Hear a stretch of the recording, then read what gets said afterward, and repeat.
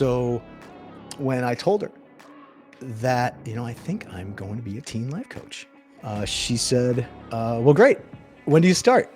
Because they're right over there. So get to it. Start at home. Okay. Start right now. Welcome to the Dad Central Show, hosted by Ed Gow Jr. and Drew Solon. We know dads want to see their kids succeed, but they don't always know how to get there. This show gives dads the tools they need to raise confident and successful kids. What is up, everybody? It's Ed Gow Jr. here of the Dad Central Show and Dad Central. And usually I have the opportunity to introduce my partner in crime, but he's not with us today. So I'm going, for those who are old enough, Han Solo today. Han Solo. So we are, as always, though, it's the Dad Central Show, and Dad Central Show is sponsored by Dove Men Plus Care. Dove Men Plus Care believes that care is the best of a man because when men care for themselves and others, there's a positive impact. So even though Drew isn't here, we always like to start off with a little bit of a reflection. So what's going on in my world today when it comes to dads and fathers? You know what? I'm just hearing more and more dads already saying, what am I going to do for the holidays? Summer holidays are coming up. What am I going to do with my kids? What am I going to do with my kids for summer holidays? So the thoughts are already on, and dads, fathers, and caregivers that have older kids, their kids are, finishing their school year, university. Some of the kids are going back to university. Some are not. Some are going back to college in the summer doing summer courses. So that job hunt thing. So whenever I'm chatting with fathers that have kids at that stage, I say, are they looking for a summer job? A lot of them say, hey, they haven't even started yet. And I go, well, you got to get them going after they finish their exams. So getting ready for the summer. I'm based here in Toronto for those who don't know. And we're finally getting some spring weather. And it's good. I actually mowed the lawn yesterday.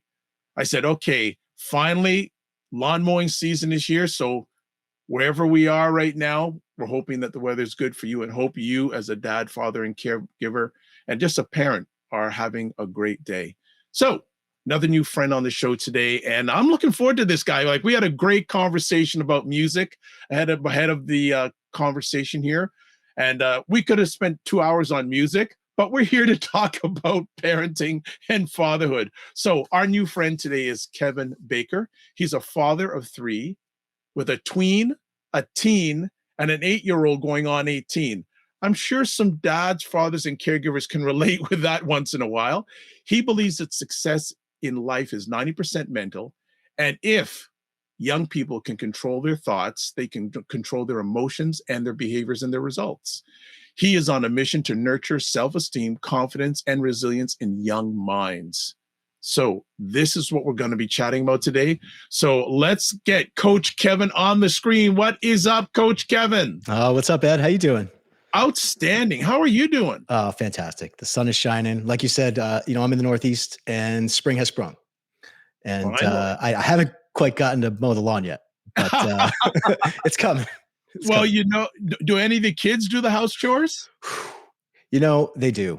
And the best thing I did was buy this great battery operated lawnmower because it's light.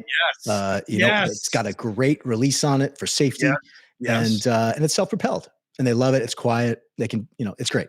I highly recommend. Well, you know what? You're reading my alleged mind, because about 2 years ago, I bought a battery operated lawnmower, battery operated chainsaw. Ooh, good one.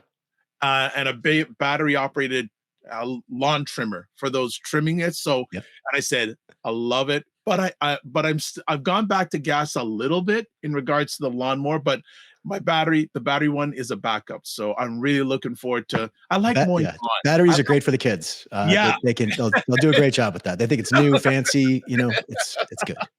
Love it. So let's find out a little bit about your background, especially growing up. Can you share with our family, this is the way we like to start our conversations, a little growing up days in the world of Kevin. Go ahead. Mm-hmm. Yeah, sure. So I grew up in the state of New York, and had a loving family. I was the oldest of 3. I was the oldest grandchild on one side. I had a lot of responsibility. Pretty conservative family. A loving family. My parents were divorced when I was 8 years old, so at a young age, and that just sort of set the tone for the amount of grit and resilience that I was going to have in life in order to succeed and in order to just keep going. Nice. And so fast forward, I went to college in Boston, just out to Northeastern University, which is a great experience for me. They have a co-op educational program, so when I was there, you could go to school for 6 months and work for 6 months, go to school for 6 months and work for 6 months. So it gave me a chance to explore my passions further. And I ended up in the music business because I love music and it's a passion of mine. And so I did that. And I was in the entertainment business, and I got into the production world with sound and lights and staging and concerts. So I love all that stuff. I'm a kid at heart, and it just makes me feel so good. Uh, and so I did that until 2015 when my third child was born. And I said I'm tired of commuting, and I had this great job, and it was a lot of fun, maybe too much fun. Uh, so I got into real estate, and it was sort of a more stable, life-changing career move because eventually, it afforded me the financial freedom to do what I'm doing now, and that is to have the greatest positive impact on as many people as possible as I can while I'm here on Earth, and that is my mission. And it feels so good to be able to help the kiddos and be talking to them and figure out really what's going on, and then see the light bulb go off in our conversation, and then set them off on a different trajectory.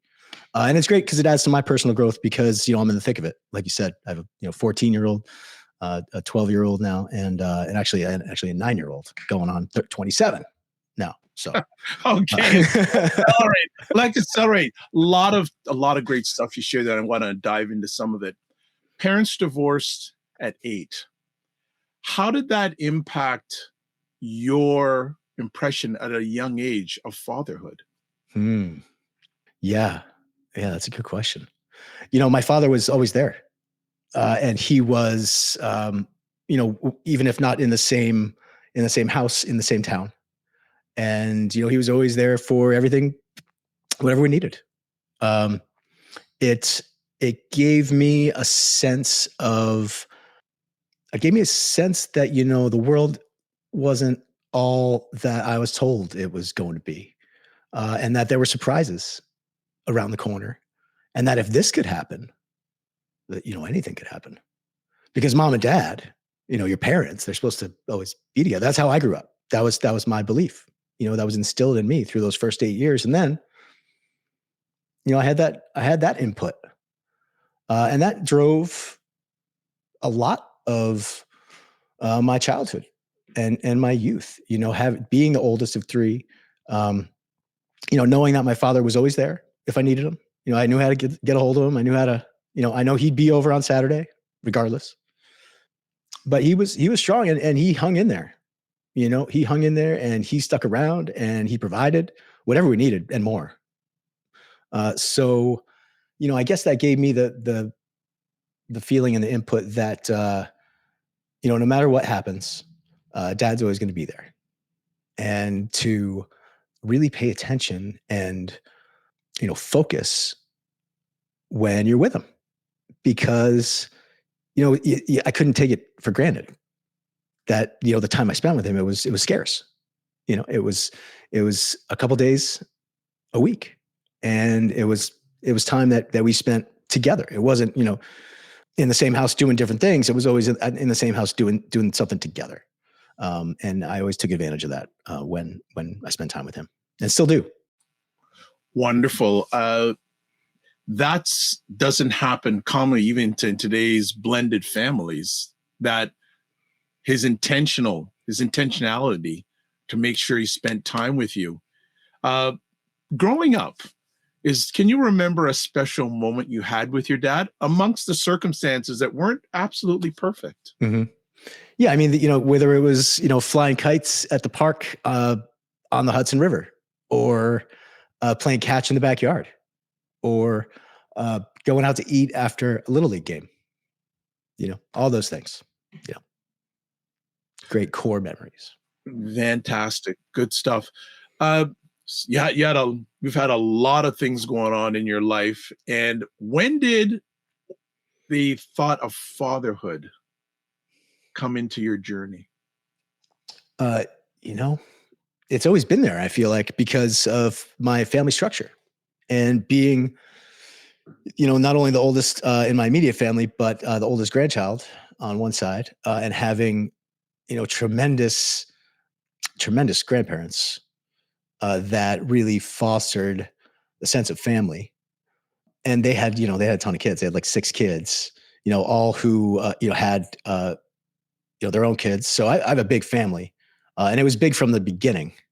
So I've always sort of had a mind that, I kind of wanted to have a baseball team. I kind of wanted to have 9 kids, and I told my wife that, and she vetoed it. That didn't happen. Okay. Yeah, that didn't happen. But yeah, I've always wanted to be a father. I think the times you spend with family are precious, and the memories that you can make are forever. So I wanted to give I wanted to give my kids, everything and more, that the experiences and memories that I've had with my family. So When you first became a father, can you take us back to that moment?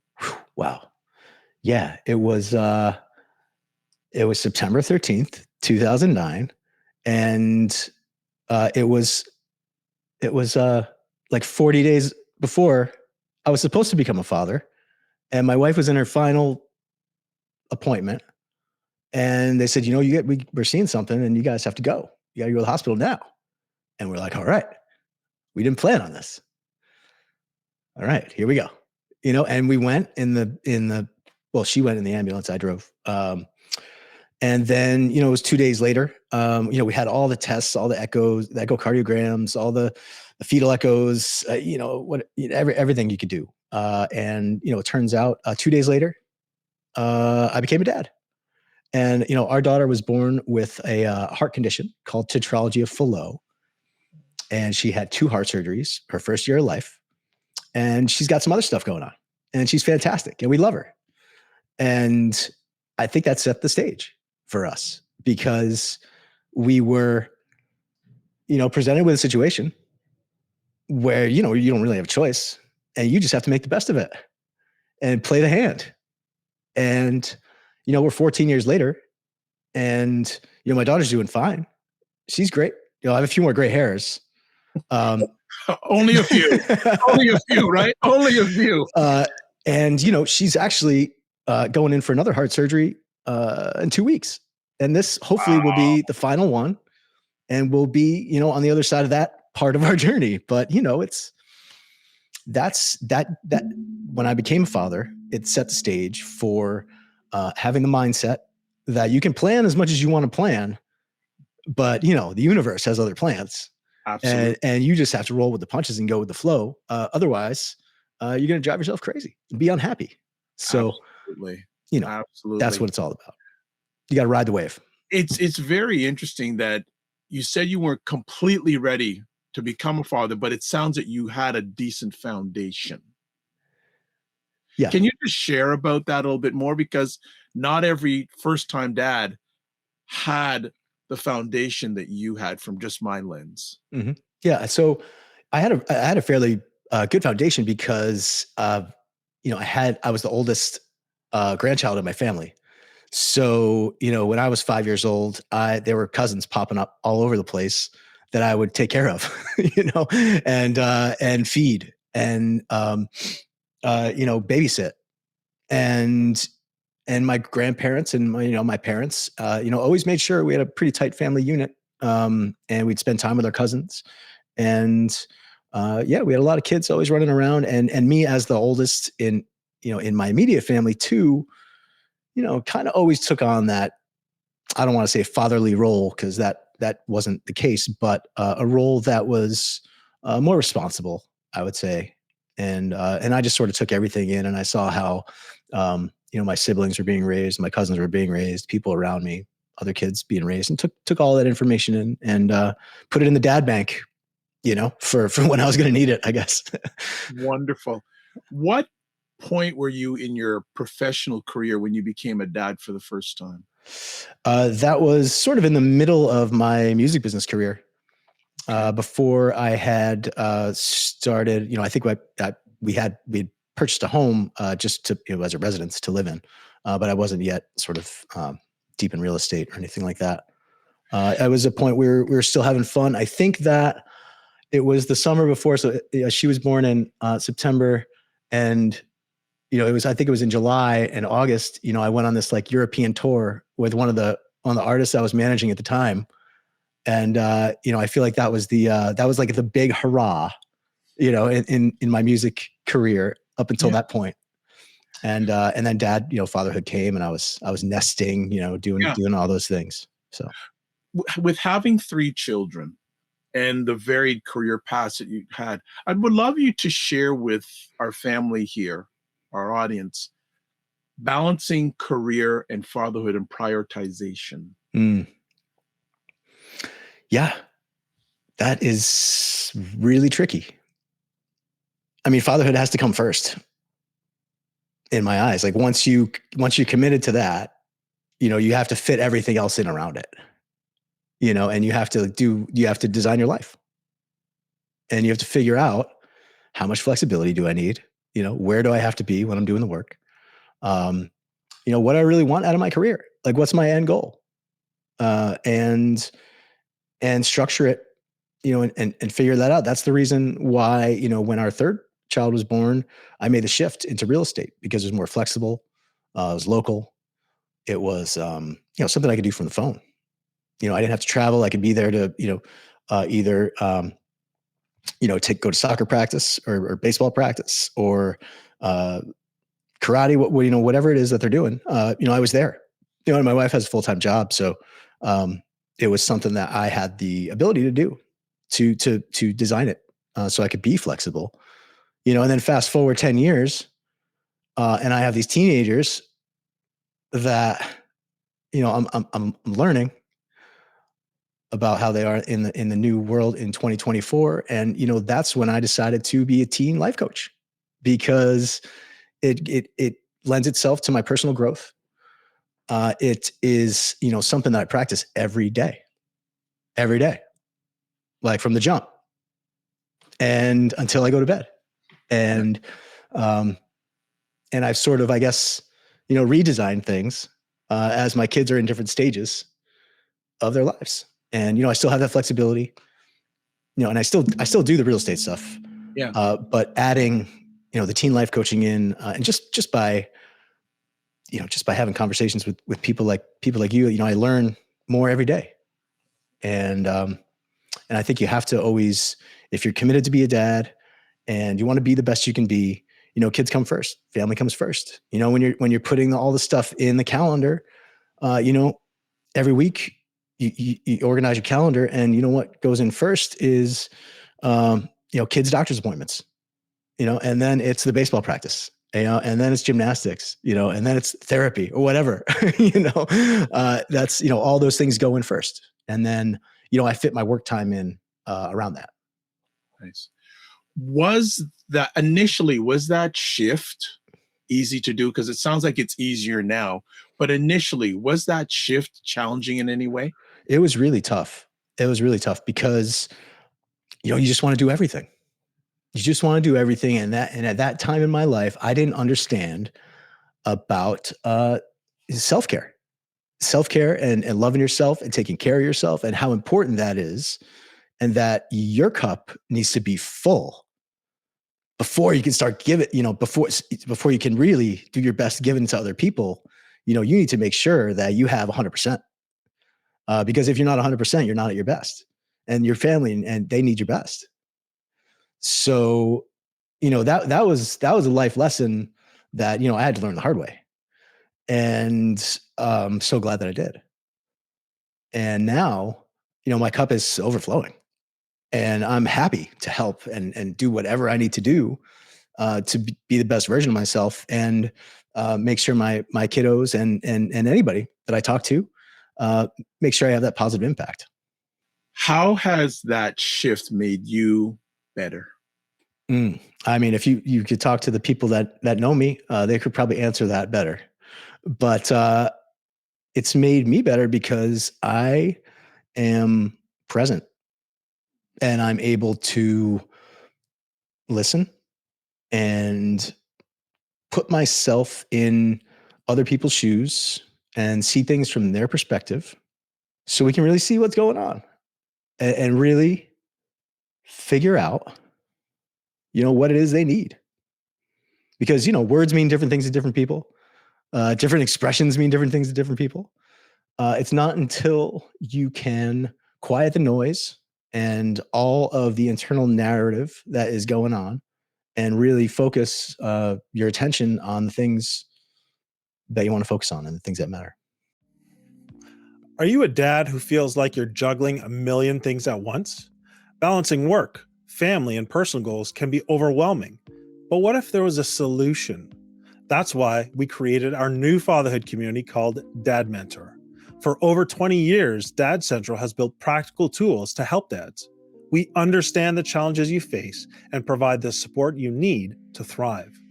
The biggest complaint we hear from dads is there's no dedicated support for their specific needs. But not anymore. Our new community, called Dad Mentor, is here to transform your fatherhood experience. Imagine feeling in control, staying calm and patient when your children misbehave. Picture yourself connected to your children, guiding them with confidence and watching them succeed. When you join Dad Mentor, you'll have access to a community of like-minded dads committed to their dad journey, just like you. You'll also get the Dad's Roadmap. This is a step-by-step plan to help you go from unsure to unstoppable as a dad. Monthly masterclasses and Q&A sessions.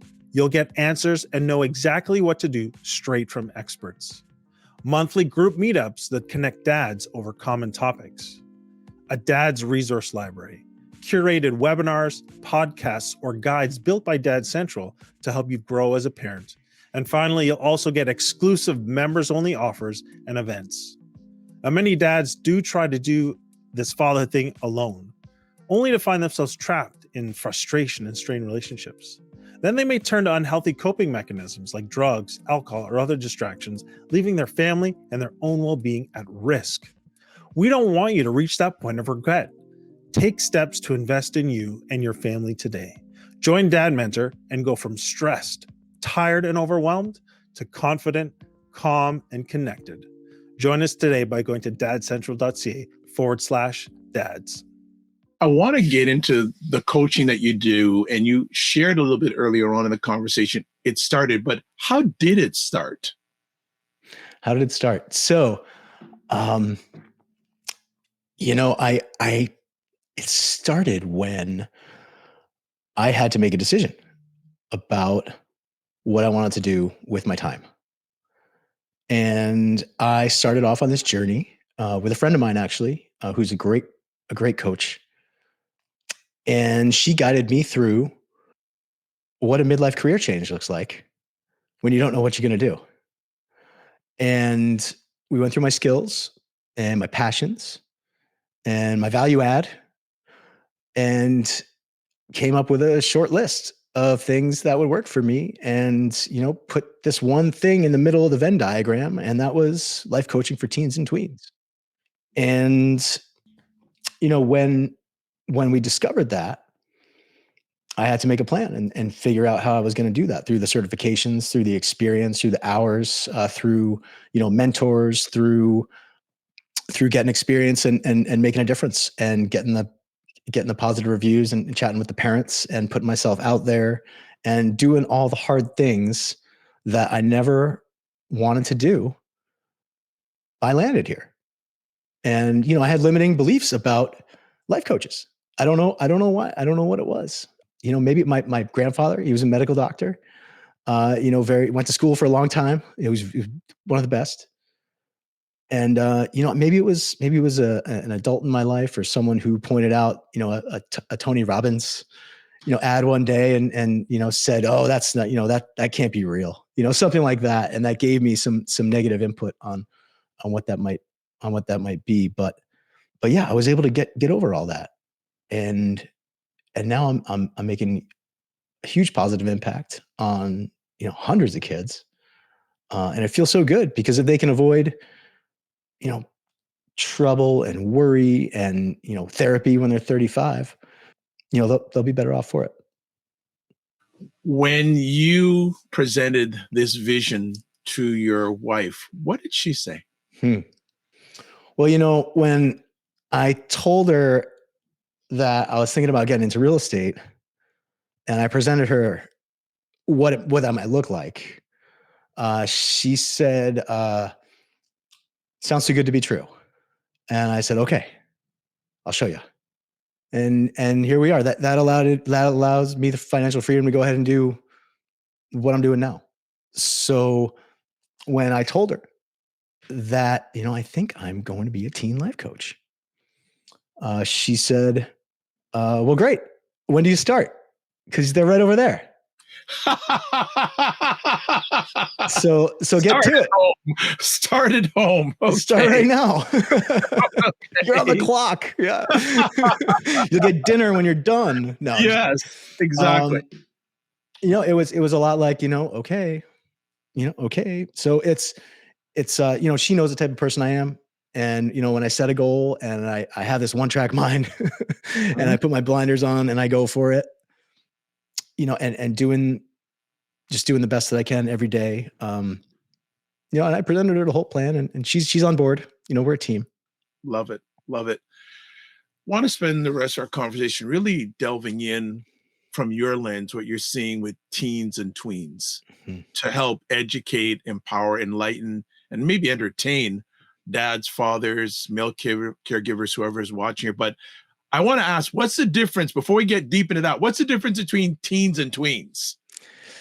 Well, teens and tweens, tweens are like 9 to 12, so there's like a couple year difference there.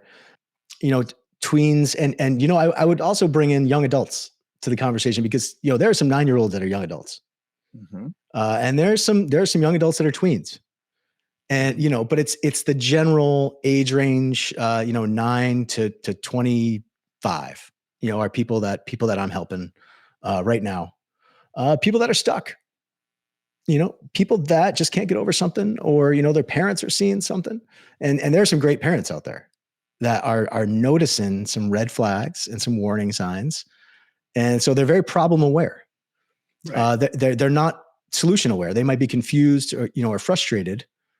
And to those folks, I say, give me a call, and click the links and book the consultation because I'm sure we can help. Nice. How long have you been doing it now? It's coming up on a year. Wow. Only a year. And I've had, over 500 hours of calls with kids. My Thursday night calls are up to 28 kids on a call. Right. And, it's so much fun. What are your teens and tweens that you are amplifying in a positive manner? What are they telling you? Because they may be telling you things that they're not telling their parents. Oh, 100%. 100%. No parents in the room when we have the call. Good. Like that's not, somebody was on a drive home last night and he didn't put his camera on right away. And I'm like, Johnny, what's going on? He's like, well, I'm in the car. I'm like, okay, who are you with? He's like, oh, I'm with my parents. I'm like, oh, they're not. And he's like, yeah, but I got my earbuds on. I'm like, it's not the same. I digress. What are they telling me? They are telling me that they have limiting beliefs. They are telling me that they have thoughts when they're waking up in the morning that they're not good enough. They're telling me that they're never going to make it. They're telling me that, they have trouble making friends. That their parents don't understand that, they tell me that, they think that when they walk into a room, everybody's thinking about them, and they have anxiety and they have the FOMO because they're on social media and, they see all the fake news. And they see, the top 1% of everybody's life, only the best of the best stuff, on social media. They have the FOMO and they tell themselves, oh, I'm not good enough. I'm never going to have that. And once you have that input and you start to think like that, you create these neural pathways, and that thought just gets easier and easier to have until it's automatic. So, what I do is I work with them to take that limiting belief that they're not good enough and turn it around into an empowering belief that you are good enough and actually you're one of the best. And we build it into everyday life with affirmations and telling it to yourself and telling it to your family, and creating a new neural pathway that is stronger than the old one. Right. So they have the old story, they're not good enough. They have the new story that they are good enough and they're the best. And then they can get out of bed in the morning, and they can keep on going one foot in front of the other. And we work on a bunch of different things. There are a lot of Yeah. tools. You mentioned it first. So give me your lens on the impact social media is having on teens and tweens. Because you're hearing it from them. Yeah. It's not all bad. First off, I want to say it's not all bad. And it's a necessary evil in our society today. The longer you can hold off giving your kid a phone, do it. What they're seeing is, bullying. They're feeling that, they're missing out, that they have the FOMO, that they're not good enough. And, one youngster I was speaking with on Thursday in the group call, I said, well, it's what is going on? And they said, I'm addicted.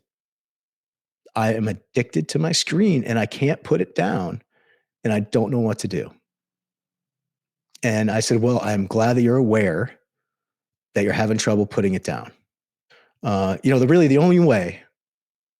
only way is to detox. It's like there's going to be a whole new brand of recovery institutions out there, not long from now, that will be catered towards screen addiction and getting over that.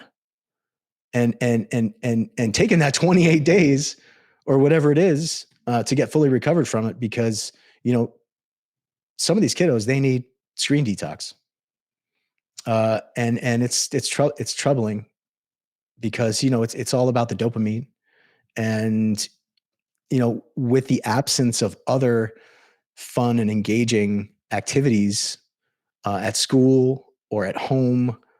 It's an easy fix. It's an easy dopamine release. It's easy. It's default, and it's troubling, and we have to do better for our kids. Absolutely. Want to also delve into the area of mental health. Uh, quick little side story. There's a young lady who helps me in regards to some of the stuff I do online. And about a month ago, she texted me a message and said, hey, can I chat with you for a minute? And I could just tell by the tone of the message, it wasn't about business. So she shared with me, she's in university. She's an international student from Barbados. She's taking 6 courses. Wow. And working 20 hours a week part-time. And she said, you know what? I'm seeing a therapist. I said, you know what? First of all, I'm proud of you that you realize that you need help. And I told her, forget about the stuff you're doing with me. I want you to be the best you can be for yourself. How much are you hearing from your teens and tweens mental health challenges? Yeah, I think it's all mental health. I really do. I think it's all mental health, and I think a lot of it's physiology. And I think it's a lot of, how they're taking care of themselves, or not. And, what we have to talk about, what are we eating? What are we putting in our bodies? How much sleep are we getting? What are we doing for exercise? It's all mental health. And what we do is like going to the gym for mental health. We work on shifting our thoughts and turning them into thoughts that give us positive emotions. Because if you have a thought that, I'm not good enough, how does that make you feel? It makes you feel pretty bad, but if you have that thought that, what, I am good enough. I'm better than them. And I'm actually one of the best. That makes me feel pretty good, and will cause me to have a behavior that is positive. Like I might go do that thing now that I know that I can do it. And when I do the thing and I'm successful, it's going to make me feel great. And that's going to reinforce the positive belief that I am good enough. So, a lot of what we do is being aware of the limiting beliefs that we have, because you might not even know it. You might not even know it. It's something that you learned from your grandparents, and they learned from their parents, and they learned from their parents. It was passed down the line. And then that got instilled in you, whether by means of, a teacher, a preacher, or a parent. Someone gave us these thoughts that we have, these beliefs. And the only way to really be aware of them is to quiet your mind and stop all the noise, and be mindful and meditate, and then you'll hear your internal narrator, that voice we all have in our heads that says whatever it's saying, I'm hungry, whatever. It'll say some limiting beliefs, and we'll have to change those. That's when we can be aware of them. And then when we write them down, they become real. And then when we write them down, that's when we can change them. So it's all mental health. And, a lot of it is changing mindset and, becoming more positive.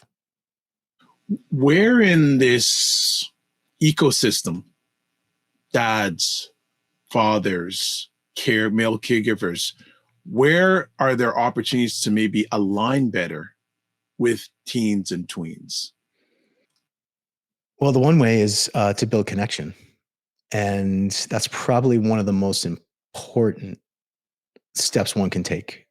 And in order to build connection, we need to really listen and figure out what it is that that our teens want, that our kiddos want, and what is it that they need, to really listen and connect over something that interests your child. And if that happens to be video games, go sit down and play a game. And if that happens to be, maybe you can get the whole family involved. I know one of the most fun nights we had over this past winter, was we all were on our devices playing a game, like a cooperative game, on all our devices. And it was great. It was like bonding, but for 2024. It was, and so that sort of thing, just showing that there's interest, and showing that it's not, your opinion might be, oh, that's a waste of time. But, showing that you have genuine interest and that you want to spend time with your kiddo, if you think about it from their point of view, that's all they really want, is to spend time with you. So, put your expectations and your ego aside, and sit down and connect, and just be the dad, or be the male caregiver, Yeah. One of the things we are foundational here at Dad Central when it comes to dads, fathers, and male caregivers, it's not how much time you spend with your child or children, it's what you do with that time you spend with the child and children. It really is. Yeah, that's really good stuff, really strong. Do you at all in this helping or working with your teens and tweens, how much conversation do you have with the parents? Because obviously, I don't think you share the private stuff, because obviously that's why they're there. But Right. what are you getting from the parents? From the parents, we do an initial call. We go over, what they're seeing with their kiddo. We go over what they've tried, and we go over what they would like to see. We go over, what does success look like for you, and what results are you looking to get? You would like your child to get better grades. Well, that's great. Where are they now? They're getting C's. Okay. Well, if they're up to B's, is that a success? Yes. Okay, good. So we have to make it quantifiable of how much success and where we want to land. So we have a target, because if we don't have a target, we don't know where to shoot. So That's the first thing I think is seeing where they're at, because they are, they have eyes on, the case. They know what's going on, but they also, might be in a vacuum about it too. So to get another perspective from someone that's on the outside, non-judgmental guy on the other end of the Zoom, sometimes that really helps. And when we start talking about our parents, talking about how my parents raised me or their parents raised them, like then it gets the wheels turning. Like, oh yeah, my parents always told me that, but I don't really know why. And I don't really know why they wanted us to do that. 100%. And a lot of it comes down to, well, because their parents told them that, and Right. their parents told them that, and their parents told them that. And now here we are in 2024, talking about how it was to parent in, 1824. And that's just different. Nice. Really good. Really good. What do you feel is a simple thing that dads, fathers, caregivers, what are they missing out on? Do you hear a repeated thing that they come to say, and you say, I've heard that before. I've heard that before. I've heard that before. Is there something that sticks out, or one or two things that sticks out in that heard that before category? Hmm. I think it is asking the child to do their work or do their chores or, do whatever it is, doing that thing that the kid says, yeah, I'll get to it. Whatever that thing is, that's the thing that really bothers them. Right. And the thing that they can do is, not nag, because nagging makes it worse. And every time you ask that child to do that thing, it's a nag and they want to do it less. And on top of that, they know they don't have to remember to do it because you're going to keep reminding them. They're smart. So they're smart. They're so smarter than I am, for There you sure. go. 100%. So, I think that the little thing you can do is not nag and Right. and understand that your child is smart and they know what they have to do. And teaching them that if they don't do that thing, there's going to be a consequence. Mhm. Even if it's not given by the parent. Right. The consequence of, not doing your laundry is you don't have clean clothes. Got it. And, the consequence of you not doing your homework is, you're going to have to stay after school. Got it. 100%. So, let them learn that lesson and Good. take a step back. Like, what is it really in the grand scheme of things that, your kid misses homework and now they have a lesson that they're going to stay after school because the teacher's going to be upset. That's like the ultimate life lesson right there. Don't nag, let them do it. You're there to guide them, but I don't ask about homework anymore because, they know what they have to do. And I don't ask about, taking out the trash. And I don't ask about the nagging. I don't nag anymore because they know what they have to do. Got it. They're smart. Well, I know you are a traveling man, so unfortunately, we got to finish up this epic conversation today. And before we go any further and start winding it down, where can people get a hold of you? Sure. So yeah, it's lifecoachkevin.com. LinkedIn, Kevin Baker. Instagram is at Life Coach Kevin. And Facebook is Teen Life Coach Kevin. And, the first thing is, I just schedule a call.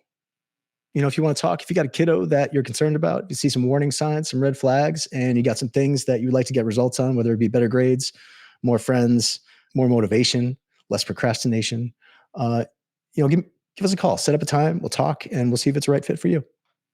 Excellent. So before we shut it down, our two final questions. First of all, one question that dads should be asking themselves based on our conversation today. The one question I think dads should ask themselves is, am I present? Am I here enjoying the moment? Am I here enjoying the moment with my child, or am I worried about something else? Am I worried about the future, something that I cannot control? Or am I worried about the past, something that's happened that I cannot control?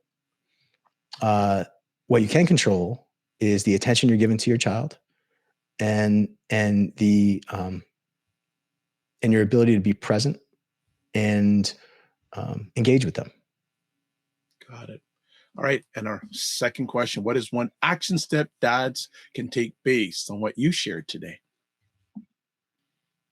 Well, I think I had a different answer to this one, but I think I'm going to shift it because the one action step I think all dads should take, and this was a limiting belief that I had, is that self-care was selfish. And that, I had to get over that. But I think the one action dads can take today is to take care of themselves and, do the thing that is going to make you the best version of yourself, physically and mentally, and there's a lot of ways to do that. We can schedule a call and we can talk about that. Yeah. I'm a big fan of science and, the 5 pillars of health and the physiology of what you can do to yourself, for yourself to, give you that mindset and make sure that you're operating in peak performance. There's a lot to it, and taking care of yourself and self-care, that's the first step. Yeah, 100%. I can align with you on that because there was a time way back I said, if I take care of myself, I'm being selfish, but I broke through that barrier saying the better I am for me, the better I can be for others. Awesome. 100%. I love that. So fantastic. Well, Kevin, want to say thank you for taking the most valuable thing you have in your life, your time, from yourself, your family, and all the teens and tweens and their parents that you help.